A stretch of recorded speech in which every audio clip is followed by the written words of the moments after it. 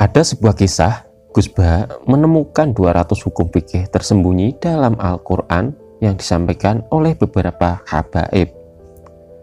Para habaib tersebut mengakui Gus Bah sebagai ulama yang sangat paham fikih atau ahli fikih.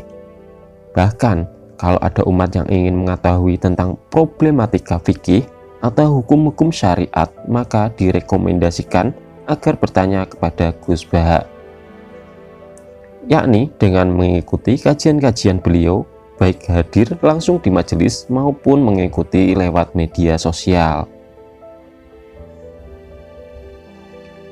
Mari kita simak kisah Gus Bah menemukan 200 hukum fikih tersembunyi dalam Al-Quran di channel YT Cah Ngopi.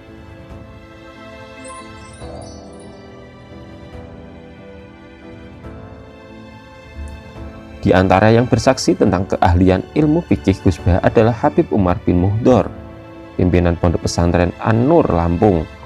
Gus Bah disebut oleh Habib Muhdor sebagai orang tercerdas di Indonesia saat ini.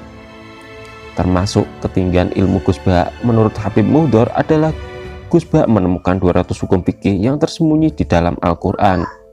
Dari 1.500, ada yang menyebut 1.800 persoalan fikih yang menyebar di kalangan umat yang ditemukan rujukannya dalam Al-Quran saat ini baru sekitar 500 ayat persoalan dan hukum fikih. Kata Habib Muhdor, ketika kelak sudah ditemukan secara full 1.800 ayat hukum fikih, jawaban tentang problem matematika fikih dalam Al-Quran, maka Allah Ta'ala akan datanglah kiamat. Kalau sudah full ditemukan hukum fikih dalam Al-Quran, insya Allah akan ditiupkan sangkakala tanda kiamat tiba oleh Allah Subhanahu wa Ta'ala.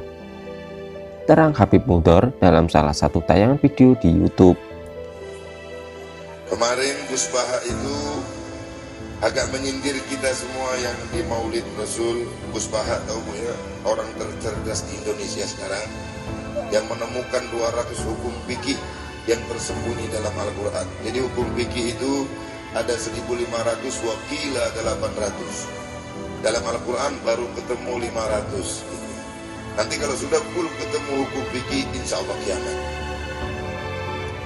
Insya Allah ditiupkan sangkakala oleh Allah Subhanahu wa Ta'ala.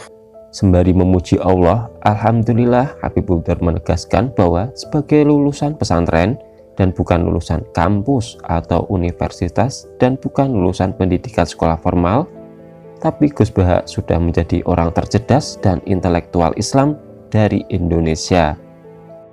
Alhamdulillah, lulusan pesantren bukan lulusan kampus, tidak sekolah SD, tidak sekolah SMP, menjadi orang tercerdas sedunia.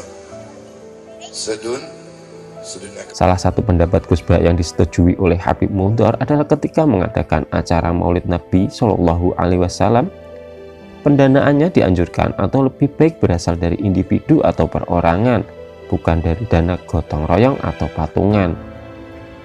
Penjelasan fikih ini penting untuk diketahui umat Islam karena dari garis-garis besar yang ada dalam Al-Quran, Allah Azza wa Jalla mensyariatkan fikih untuk mengatur kehidupan individu dan masyarakat. Hukum-hukum ini untuk menjaga agama, jiwa, akal, nasab, dan harta dari pelanggaran terhadap syariat Allah dan Rasul-Nya.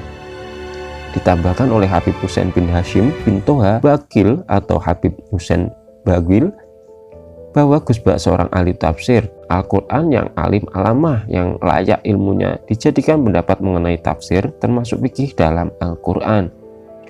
Sedangkan Gus Bah sendiri dalam salah satu kajiannya mengatakan pada dasarnya semua hukum sudah ada di dalam Al-Quran, meski memang kadang hukum suatu perkara tidak tertulis secara tekstual. Hal itu bisa ditemukan dalam tradisi keilmuan Islam, di mana setiap kasus harus ada hujjah atau argumentasinya yang merujuk kepada Al-Quran. Sebab Islam itu dibela dengan argumentasi, dan hujjah itu artinya argumentasi ilmiah. Tentang kealiman Gus Bah juga dikabarkan dan disaksikan oleh ahli tafsir Al-Quran Profesor Quraish Shihab. Beliau mengatakan bahwa di zaman modern ini sangat sulit untuk menemukan orang yang memahami serta hafal detail-detail dari kitab suci Al-Quran hingga detail-detail fikih yang tersirat di dalam ayat-ayat suci Al-Quran seperti Gus Bah.